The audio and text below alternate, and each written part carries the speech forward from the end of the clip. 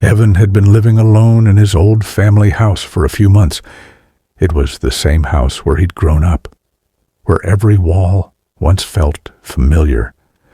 But somehow, it didn't feel like home anymore. The place was big, with more rooms than he ever needed, and half of them had doors that hadn't been opened in years. Evan mostly kept to his bedroom, the kitchen, and sometimes the attic. The rest of the house felt distant. There was one thing in the house he always tried to avoid: the old wooden rocking chair in the corner of the living room. It had belonged to his grandfather. Nobody had ever moved it or cleaned it. It just sat there, silently claiming its space. When Evan was little, he'd always felt like someone was watching him whenever he got too close to it. That feeling never really left him. One night, he went downstairs for a glass of water and noticed the chair wasn't where it usually sat. It had shifted back a little, just enough to know someone had moved it. He stared at it for a long time, then forced himself to shrug it off. Maybe he had bumped into it earlier without realizing. He tried to let it go and went back upstairs. But the next night was worse. He was lying in bed in complete silence when he suddenly felt a light pressure on the mattress, as if someone had gently sat down next to him. No sound, just the unmistakable feeling of weight. He jolted upright and cracked open his door. The hallway light was faint, but enough to make out the shape of the rocking chair. It was out of place again. And this time, it was moving, rocking, ever so slightly, like someone had just stood up from it.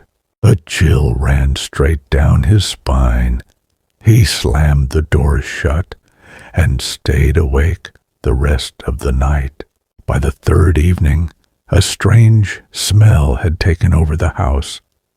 Not rotten food, not mold, something unfamiliar, something wrong.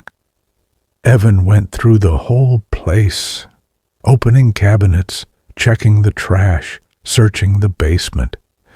Nothing. Later that night, as he debated staying somewhere else for a few days, he heard a whisper outside his room, too soft to understand, but clear enough to know someone. Something was speaking. He opened the door. The smell grew stronger. The corner of the living room looked darker than usual. The rocking chair had moved again, this time to the center of the room. He grabbed a flashlight and slowly approached. The closer he got, the heavier the air felt. When he finally shined the light on the chair, he froze. Someone was sitting in it, not a fully human shape, but a faint outline, a shadow molded into the shape of a person. Clear enough to know it was real. The figure didn't move, didn't make a sound. It just sat there, facing him, watching. Evan stepped back. A cold draft brushed across his face, like someone had exhaled right in front of him. His hand slipped. The flashlight clattered to the floor, rolling until its beam stopped at the chair's feet. The chair was empty, but still rocking.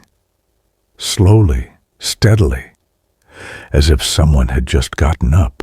Terrified, Evan ran back to his room and locked the door.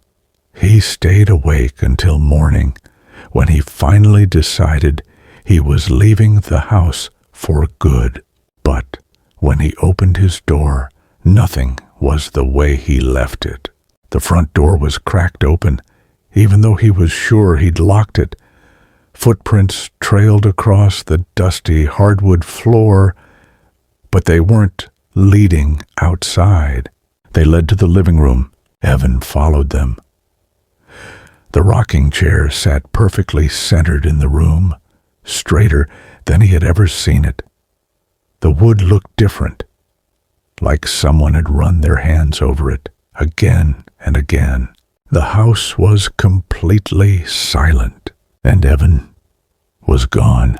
People say he didn't walk out of the house. He simply disappeared inside it. Now, anyone who enters that old house notices the rocking chair first.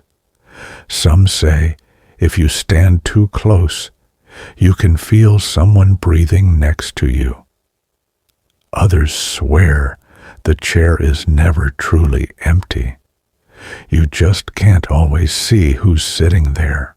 And a few have claimed that on certain late nights, the shadowy figure turns its head slowly, just like it did when Evan saw it. And whatever happened to him remains a mystery.